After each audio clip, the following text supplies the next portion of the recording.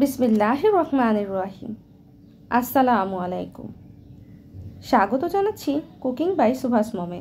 আশা করছি সবাই খুব ভালো এবং সুস্থ আছেন। আজকে আপনাদের সাথে শেয়ার করব আম দিয়ে তৈরি করা যায় এরকম একটা মজাদার রেসিপি। চলুন দেখে নেওয়া যাক এই পোড়া আমের রেসিপিটা কিভাবে তৈরি করে নিতে হবে। সেজন্য প্রথমেই আমি একটা বাটিতে আমগুলোকে খুব ভালো করে ধুয়ে নিব, একদম পরিষ্কার করে হাত দিয়ে কচলিয়ে ধোয়া হয়ে গেলে আপনারা চাইলে উপর থেকে পানিটা টিস্যু পেপার দিয়ে মুছেও নিতে পারেন, তবে আমি মুছে নিইনি। চুলাতে আমি এরকম একটা গ্রিল বসিয়ে নিয়েছি। এবার চুলাটা একদম হালকা করে জ্বালিয়ে দেব এবং আমগুলোকে এর উপরে ছেঁকতে দেব। চুলার তাপমাত্রা কিন্তু অনেক বেশি হওয়া যাবে না, সেক্ষেত্রে কিন্তু উপরের লেয়ারটা পড়ে যাবে এবং ভেতরটা হবে না।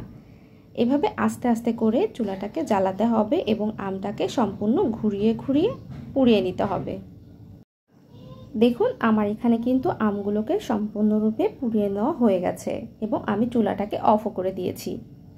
এবার এটাকে কিছুক্ষণ ঠান্ডা করে নিব এবং পরিষ্কার পানি দিয়ে উপরের অংশটাকে খুব ভালো করে ধুয়ে নিব। ধুয়ে নেওয়ার পর এবার আমি এটাকে হাত দিয়ে ছিলে নেব। দেখুন আমার এখানে ছিলে নেওয়া হয়ে গেছে। এভাবে অন্যটাও ছিলে নিব। এবার একটা চামচ দিয়ে উপর থেকে সম্পূর্ণ পাল্পটা আমি আলাদা করে নেব। একটু গরম থাকা অবস্থাতেই আমি এটাকে করে নিয়েছি, আপনারা চাইলে কিছুটা ঠান্ডা করেও নিতে পারেন। সম্পূর্ণ পাল্পটাই ছাড়ানো হয়ে গেছে। এবার আমি ব্লেন্ডারের একটা জার নিয়ে নেব, তাতে দিয়ে দিব এই দুটো আমের পাল্প।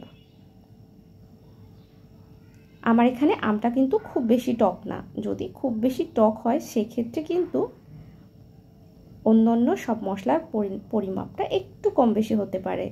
দিয়ে দিব হাফ মুঠের মতো পুদিনা পাতা, দিয়ে দেব হাফ চা চামচের মতো লবণ,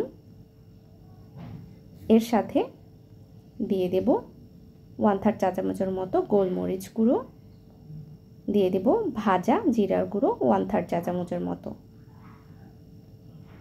আর সাথে আমি এখানে চিনি দিয়েছি প্রায় 4 চা চামচের মতো। আপনারা চিনিটা বাড়িয়ে অথবা কমিয়েও দিতে পারেন। দিয়ে দেব 1 গ্লাসের মতো পানি।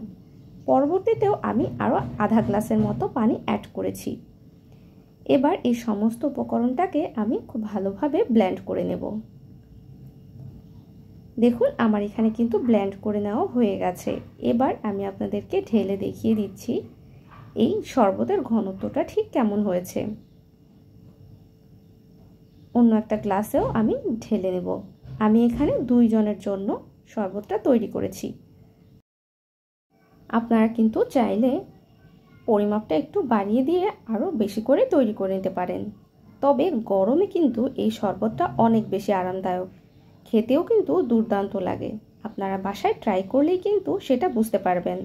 আপনারা চাইলে এখানে বরফ কুচিও অ্যাড করতে পারেন, তবে অতিরিক্ত গরমে বরফ কুচি অ্যাড না করাই ভালো, সেক্ষেত্রে কিন্তু দ্রুতই ঠান্ডা লেগে যেতে পারে।